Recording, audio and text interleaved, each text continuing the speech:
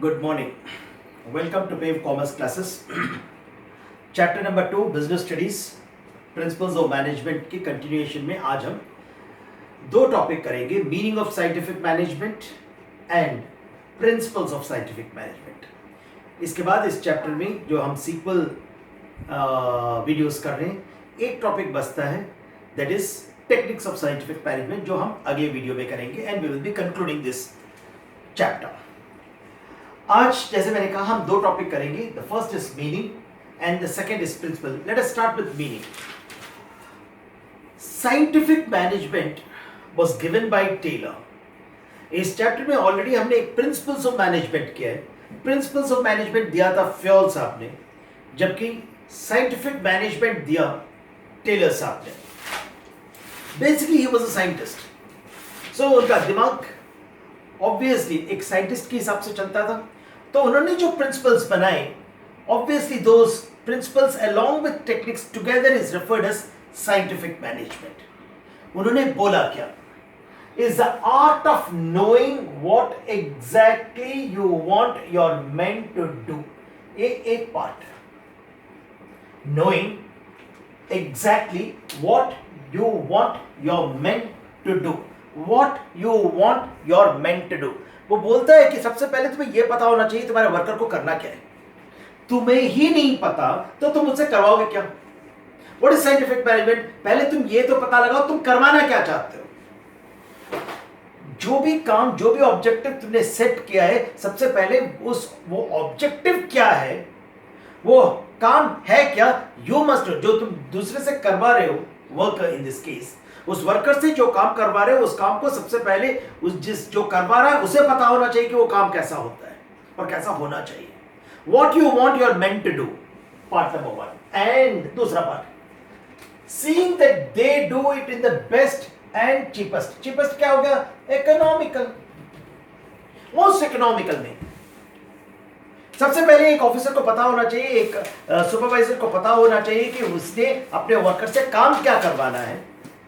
What you want your men to do and seeing to it. काम खत्म वहां नहीं हुआ, क्या था, एक तो पहले पता लगा कि तुझे काम करना क्या है, काम करवाना क्या है, और उससे काम बिल्कुल वैसे ही करवाएगा जो बेस्ट है, द चीपेस्ट है। बेस्ट दो वर्ड्स है, best and cheapest. Best economic and efficiency, दोनों की बात कर रहे हैं। Economical efficiency, effectiveness and efficiency, जो हमने चैप्टर नंबर 1 में किया था। Most effective and most efficient manner में काम करवाना है।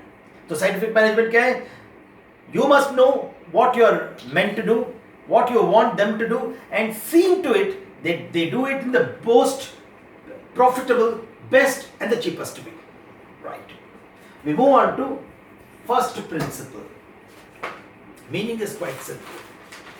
तुम्हें पता होना चाहिए कि तुम्हें काम करवाना क्या है, तभी तुम उनसे अच्छे तरीके से काम करवा सकते हो। That's the meaning of scientific management.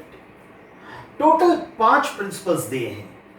Students generally confuse कर लेते हैं principles of scientific management and techniques of scientific management में। Techniques are totally different from principles. तो उन्होंने प्रिंसिपल्स कौन कौन से दिए हैं, उसमें से सबसे पहला है science not rule of thumb. पहले हम समझते हैं रूल ऑफ थंब क्या होता है। रूल ऑफ थंब का इजीएस्ट मीनिंग है what is good for others is good for me too. जो सबों के लिए अच्छा है वो मेरे लिए अच्छा है। अरे पिछले 10 सालों से ऐसे ही करते आ रहे हैं, हम वैसे ही करते हैं। एक एग्जाम्पल समझो, मेरा घर है, मेरे घर के पास मेरे एक पड़ोसी का घर है। पड़ोसी के घर में ऑल ऑफ अ सडन उन्होंने एक बिजनेस स्टार्ट कर दिया। किसका? हलवाई का। क्यों मालूम है? उसके हस्बैंड को या उसके वाइफ को बहुत अच्छी तरीके से खाना बनाना आता था। उन्होंने हलवाई की दुकान स्टार्ट कर ली। क्योंकि उन्हें बड़े अच्छी तरीके से खाना बनाना आता था, उन्होंने इमीडिएटली विद इन 2-3 मंथ्स अपने बिजनेस को एस्टैब्लिश किया and they start earning profits. पड़ोसी मैं, मुझे लगा अरे इसको तो कुछ नहीं आता, इसने मिठाई की दुकान स्टार्ट कर लिया और इतना अमीर बन रहा है ये। मैं क्या करता हूँ, मैं भी मिठाई की दुकान स्टार्ट कर लेता हूँ। What is good for others is good for me too. इसी को बोला जाता है रूल ऑफ थंब। उसके लिए जो अच्छा है वही मेरे लिए भी अच्छा है। जबकि साइंटिफिक मैनेजमेंट क्या बोलता है मालूम है? नो, ये ऐसा नहीं है। अरे उसने मिठाई की दुकान स्टार्ट की, वो चल रहा है क्योंकि उसे अच्छा बनाना आता है। मुझे नहीं अच्छा बनाना आता, कैसे मेरी मिठाई की दुकान चलेगी? फॉर दैट मैटर कोई भी बिजनेस कैसे चलेगा? So what he says is science not rule of thumb. What is rule of thumb? Traditional में जो होता आ रहा है, जो हो रहा है, जो सही हो रहा है, वही मेरे लिए बेस्ट है. नो, रूल ऑफ थंब अच्छा नहीं है. Not rule of thumb. तो क्या होना चाहिए? साइंस. अरे एनालिसिस करो. The first rule says go for scientific analysis. यदि इसी केस में जो मैंने अभी एग्जांपल दिया, उसी केस में यदि मैंने अपना बिजनेस स्टार्ट करना होता तो साइंटिफिक मैनेजमेंट के हिसाब से साइंस किस तरीके से मैं अप्लाई करता. मैं देखता, अच्छा उसकी दुकान चल रही है. अरे यार क्यों चल रही है? अच्छा उसकी वाइफ बहुत अच्छा बनाती है और ये बेचने में बड़ा होशियार है, उसकी क्वालिटी भी अच्छी है, उसका सेल्स पर्सन भी अच्छा है, इसलिए वो आराम से बेच पा रहा है. अच्छा क्या मैं बना सकता हूं? नहीं. क्या मेरी वाइफ बनाना आता है? नहीं. तो क्या हम उतनी अच्छी क्वालिटी का प्रोडक्ट बना सकते हैं? नहीं. This is called science. Use scientific analysis. Point number 1, Prince, science not rule of thumb means what is good for others may not be good for me too. Commerce students को chartered accountant बनना है. अरे हर student बन सकता है क्या chartered accountant? एक class में 40 स्टूडेंट, 40 में से 2 बहुत होशियार हैं. वो 2 बहुत होशियार हैं, इंटेलिजेंट हैं, उन्हें कॉन्सेप्चुअल क्लैरिटी है, वो मेहनत करते हैं, बन जाते हैं. जस्ट बिकॉज वो 2 बनते हैं क्या बाकी 38 बन सकते हैं? नहीं. क्यों? साइंटिफिक एनालिसिस ये बोलता है कि वो उतने एफिशिएंट नहीं है, शायद उनका अकाउंटिंग बैकग्राउंड उतना स्ट्रांग नहीं है. They might be good in some other field. That's what is called science not rule of thumb. We move on to principle number 2, harmony not discord. What is harmony? There should be a harmonious relationship. Not discord means एक दूसरे के against काम नहीं करना चाहिए. Harmony, there should be a perfect understanding. There should be a perfect cooperation. There should be a perfect coordination. Between whom? Management and the workers. Point number 2 और point number 4 interrelated है बेटे, याद रखना. तो पॉइंट नंबर 2 के सामने मैं एक लाइन खींच रहा हूं, पॉइंट नंबर 4 के सामने ये दोनों जहां हार्मनी नॉट डिस्कॉर्ड खत्म होती है, वहीं से point number 4, principle number 4, cooperation not individual energy start होता है. तो जब हम पॉइंट नंबर 4 में जाएंगे फिर से मैं इसको टच करूंगा. Harmony, there should be a harmonious relationship, there should be a perfect relationship, there should be a perfect cooperation, there should be a perfect understanding between home? Management and the workers. Workers और management के बीच में एक perfect understanding होनी चाहिए. दोनों में एक कॉर्डियल रिलेशनशिप होना चाहिए, दोनों में एक फ्रेंडली रिलेशनशिप होना चाहिए. यदि डिस्कॉर्ड हो जाता है, that is called not Discord. यदि डिस्कॉर्ड हो जाता है, दोनों एक दूसरे के साथ काम नहीं करते, अरे ऑर्गेनाइजेशनल ऑब्जेक्टिव कभी अचीव ही नहीं होगा. न ऑर्गेनाइजेशनल ऑब्जेक्टिव अचीव होगा, न वर्कर ऑब्जेक्टिव अचीव होगा. सोच के देखो, ऑर्गेनाइजेशनल ऑब्जेक्टिव क्या है? Higher profits. वर्कर का ऑब्जेक्टिव क्या है? Higher salary. अरे जब तक ऑर्गेनाइजेशन हायर प्रॉफिट नहीं कमाएगा, किस तरीके से वो वर्कर को हायर सैलरी देगा? याद रखना, इन दोनों का ऑब्जेक्टिव देखने में एक दूसरे के अगेंस्ट चल रहे हैं, लेकिन इनफैक्ट देखा जाए ना, these two are complementary, they are not contradictory. The worker objective and the management's objective are basically complementary to each other. Management क्या कहता है? चल तुझे हायर सैलरी चाहिए, ज्यादा प्रॉफिट कमा के दे. अरे जब ज्यादा प्रॉफिट कमा के दे रहा है वर्कर, तो क्या मिलेगा उस वर्कर्स को? हायर सैलरी मिलेगी. That's what is called harmony not Discord. We move on to point number 3. Development of each and every person to his by her greatest efficiency and prosperity. तुम में से बहुत सारे स्टूडेंट्स जो मुझे जानते हैं वो देख रहे होंगे, और कुछ ऐसे भी हो सकते हैं जो मुझे नहीं जानते हैं. इसमें एक मैं पर्सनल एग्जाम्पल हमेशा स्कूल्स में जब तक मैं पढ़ाता था मैं देता था, उसी एग्जाम्पल को मैं रिपीट करूंगा. जो मुझे जानते हैं शायद इसको आराम से समझ सकते हैं, जो मेरे बैकग्राउंड को नहीं जानते उन्हें थोड़ा सा शायद समझने में दिक्कत हो. ऑलमोस्ट 22-23 ईयर्स मैंने एक समर स्कूल में काम किया. वहां के एक डायरेक्टर हैं जो पहले वो प्रिंसिपल थी. I am extremely on record, I would like to say that I am extremely lucky to have worked under the principal of Somerville. उनका नाम है Mrs Tressler, Mrs D.S. Tressler. एक एग्जाम्पल है जो मिसेस ट्रेसलर के personality को, इस particular principal को एग्जैक्टली डिपिक्ट करता है. Over a period of time मैंने कभी शायद उनके सामने स्वेटर बनाया, शायद कभी मैंने उनके प्रिंसिपल रूम में जाकर उनको शायद मैंने कुछ अपने हाथ का बनाया हुआ दिया। I am talking about 1997, 1998, almost 20 years back. हम कर रहे हैं principle number 3, development of each and every person to his her greatest efficiency. एक सक्सेसफुल लीडर, एक सक्सेसफुल मैनेजर वो होता है वो अपने वर्कर के पोटेंशियल को टैप कर सके। मुझे नहीं मालूम था मैं क्या क्या पढ़ा सकता हूं। I was a commerce teacher in summer school Noida. मुझे खुद नहीं मालूम कि मैं क्या क्या, मुझे यही मालूम था मैं अकाउंटेंसी और बिजनेस स्टडीज और इकोनॉमिक्स पढ़ा सकता हूं। एक सब्जेक्ट होता है SUPW, हर स्कूल में शायद जिस भी स्कूल में आप पढ़ते होंगे उसमें भी शायद SUPW होता होगा। एक दिन all of sudden Mrs Tressler ने in 1998 she called me to her room. वो बोलते हैं मिस्टर कन्नन मैं आपको SUPW की क्लासेस दे रही हूँ। तो मैंने उनसे इमीडिएटली बोला मैम मुझे तो कुछ करना ही नहीं आता। वो बोलते कोई बात नहीं, I am going to give you a topic जो ऑब्वियसली उस टाइम पर था, आज के दिन है या नहीं है मुझे नहीं पता, कुकिंग। उन्होंने कहा you are going to teach cooking to boy students. I was stunned. मैंने कहा कि मैम मैं क्या सिखा सकता हूँ? तो Mrs Tressler said I know you can teach.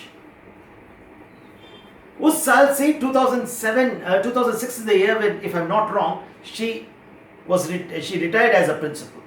1998 से लेकर 2006 तक, apart from commerce, accounts, business and economics, in Samuel School Noida, I was given SUPW cooking, which I enjoyed, which most of the students जिनको मैं बाद में मिला, not as a teacher, जब वो कोई चार्टर्ड अकाउंटेंट बने, कोई कॉस्ट अकाउंटेंट बने, उनमें से 2 IAS ऑफिसर्स बने, और कहा कि sir we actually enjoyed those cooking classes. I also enjoyed. इस एग्जांपल को मैंने यहां क्यों दिया मालूम है?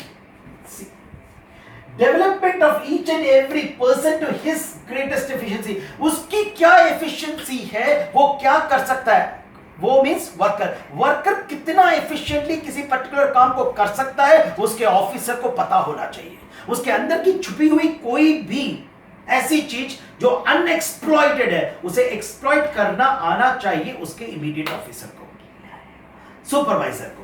तो यहां क्या बोलते हैं, अरे वो काम तो कर रहा है, उसके अलावा क्या क्या काम कर सकता है is what is most important. तो जितना वो काम कर रहा है दैट इज नॉट सफिशिएंट। उसके मैक्सिमम एफिशिएंसी को, that's what is called to greatest efficiency and prosperity. What is greatest efficiency? उसके अंदर की जितनी भी छुपी हुई इंपॉर्टेंट कैरेक्टरिस्टिक्स हैं, उसे पता लगाकर उसे एक्सप्लॉइट करना आना चाहिए। तभी क्या होगा, मैक्सिमम प्रोडक्टिविटी होगी। That is what point number 5 is. Point number 4, cooperation not individualism. Point number 2 leads to point number 4। Point number 2 leads to point number 4। What is point number 2? Harmony not discord. हमने already से समझा harmonious relationship होना चाहिए। That leads to cooperation. Cooperation among workers, coworkers. अपने equal cadre में जो भी काम कर रहे हैं उनके बीच में परफेक्ट कोऑपरेशन होना चाहिए। क्या नहीं होना चाहिए? Not individualism. मैं इंपॉर्टेंट हूं, if I am more important than the group, then is a danger for the organization. What should be there? Cooperation. यदि मैं बहुत अच्छा हूं, ठीक है, out of 10 workers I am the best worker, I am the most efficient worker, तो मुझे क्या करना चाहिए? टेलर साहब बोलते हैं कि मैं उन लोगों को इतनी अच्छी तरीके से, रिमेनिंग 9 वर्कर्स हैं जो मेरे हिसाब से उतने अच्छे नहीं जितना मैं अच्छा हूं, तो उन लोगों को इतना मुझे मोटिवेट करना चाहिए, कोऑपरेशन करना चाहिए, उनको काम सिखाना चाहिए, उनको हेल्प करना चाहिए, उनको लीड करना चाहिए, ताकि वो भी मेरे हिसाब से अच्छा काम करना सीखे। और क्या नहीं करना चाहिए? इंडिविजुअलिज्म। मैं दिखा रहा हूं I am the super boss, मैं बाकी सबों से मैं ज्यादा अच्छा हूं, उसे प्रूव करने की यदि मैं कोशिश करूंगा, टेलर साहब बोलते हैं that is dangerous. Obviously that is dangerous.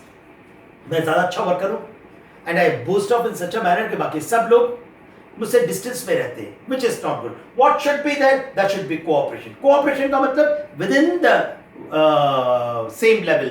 और इक्वली इंपॉर्टेंट क्या है? There must be a cooperation between the management and the workers.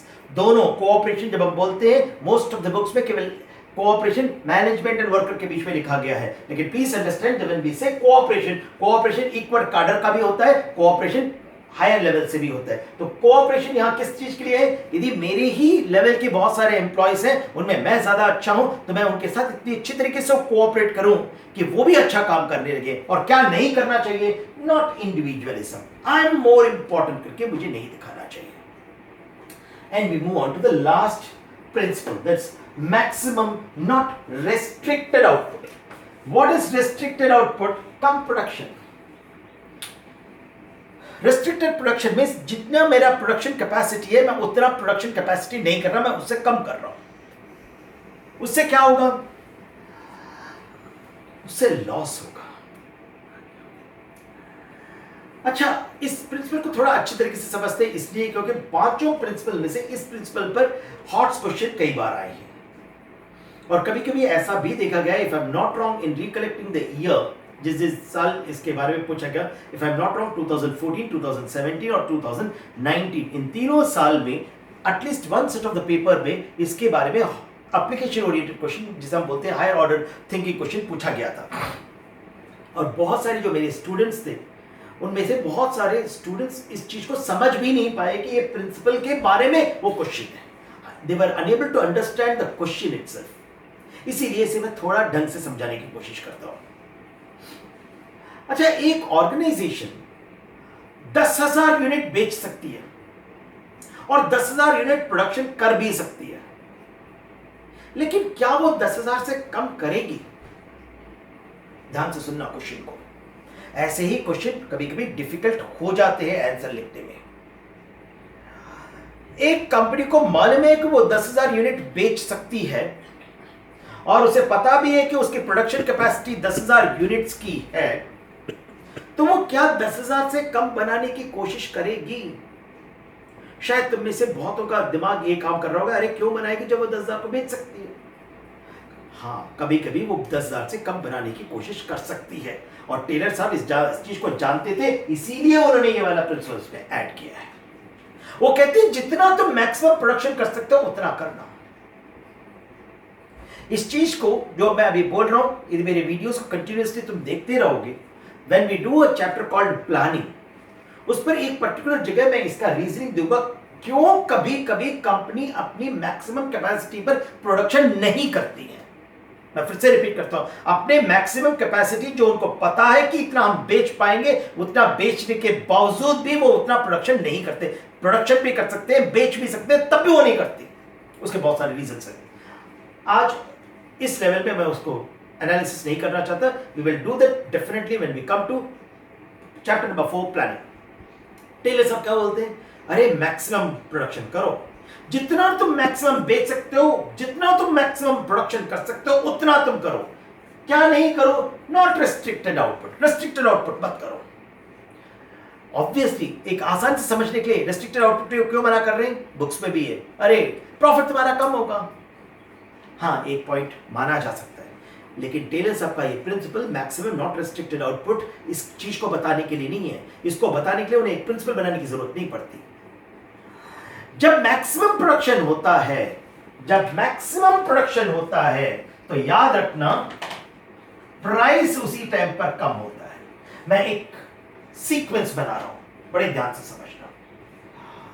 एक एग्जाम्पल हम पहले लेते हैं, दो केस। एक एग्जाम्पल लेते हैं और ये एग्जाम्पल बहुत ढंग से समझना, शायद इस टॉपिक पे कोई भी एप्लीकेशन ओरिएंटेड क्वेश्चन को आंसर करने में तुम्हें सहायक करेगा। केस ए और केस बी, मैं दो ले रहा हूं। ये दोनों एक ही मैन्युफैक्चरर के डिफरेंट, यदि वो 10 यूनिट्स बनाता है और वो 1000 यूनिट्स बनाता है, दो सिचुएशन में ले रहा हूं, सिचुएशन ए और सिचुएशन बी। सिचुएशन ए में वही प्रोड्यूसर 10 यूनिट्स बना रहा है, सिचुएशन बी में वही प्रोड्यूसर 1000 यूनिट्स बना रहा है। किस चीज का? इस टाइप का। कॉस्ट दो तरह के होते हैं, फिक्स्ड कॉस्ट और वेरिएबल कॉस्ट, और इन दोनों को मिलाकर क्या हो जाता है? Total cost. Fixed cost, variable cost. Fixed cost कौन सा कॉस्ट है? तुम 100 यूनिट बनाओ, 1 यूनिट बनाओ, 1000 यूनिट बनाओ, तुम्हारा उतना खर्चा लगना तय है। तुम 1 यूनिट बनाओ, 100 यूनिट बनाओ, 10,000 यूनिट बनाओ, तुम्हें उतना खर्चा करना ही पड़ेगा। That's called fixed cost. एक एग्जाम्पल लेते हैं रेंट का। फिक्स्ड कॉस्ट, ये एक कमरा है जिसमें मैं प्रोडक्शन कर सकता हूं। मैं इस कमरे में एक मशीन को रखकर 100 यूनिट भी बना सकता हूं, 10 यूनिट भी बना सकता हूं, 10,000 यूनिट भी बना सकता हूं।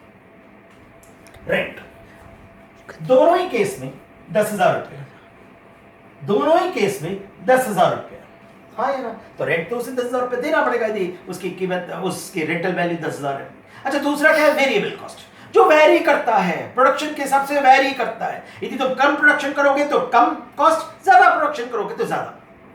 जितना ज्यादा प्रोडक्शन करोगे उतना ही ज्यादा कॉस्ट। एक यहां में एग्जांपल लेते हैं मटेरियल का। मटेरियल क्या है? Variable cost. इस पेन को बनाने के लिए 5 रुपए का मटेरियल लगता है।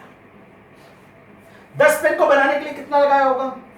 10 × 5, 5 रुपए का खर्चा आ रहा है ना, 10 × 5 कितना? 50 रुपए का मटेरियल लग गया। मैं फिर से रिपीट करता हूं, फिक्स्ड कॉस्ट मैं रेंट ले रहा हूं। तुम 1 यूनिट बनाओ, 10,000 यूनिट बनाओ, तुम्हारा खर्चा वही है रेंट। और मटेरियल कॉस्ट क्या है? 1 यूनिट बनाओगे तो 5, 10 यूनिट बनाओगे तो 50, अच्छा 1000 यूनिट बनाओगे तो 5000। ए केस में टोटल कॉस्ट कितना हो गया? 10,000 50। Fixed cost plus variable cost is equal to total cost. इस पे कितना हो गया total cost? 15,000। Fixed cost plus variable cost is equal to total cost. हम कहां करने की कोशिश करें? Maximum not restricted output. इस पे ये वाला एग्जांपल ढंग से समझना। अच्छा, टोटल कॉस्ट हो गया। अच्छा, कॉस्ट पर यूनिट।